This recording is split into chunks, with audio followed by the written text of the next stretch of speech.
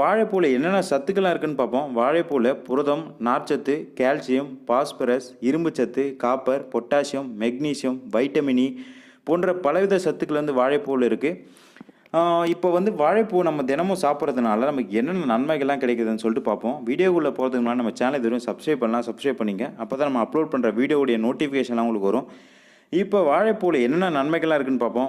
பார்த்தீங்கன்னா நம்முடைய ரத்தத்தின் அளவு மற்றும் ஹீமோகுளோபின் அதிகரிக்கும்.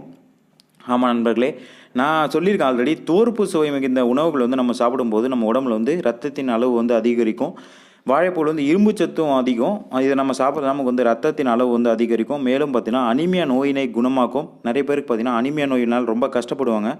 அவங்க ஆக்டிவாக இருக்க மாட்டாங்க, எந்த வேலையும் செய்ய தோணாது. அவங்களாம் வாழைப்பூ சாப்பிட்டு வந்தாங்கன்னா அவங்களுக்கு அனிமியா நோய் குணமாயிரும். இரண்டாவது பார்த்தீங்கன்னா உடல் எடையினை குறைக்க உதவுகின்றது. ஆமாங்க, உடல் எடையை குறைக்கிறது நம்ம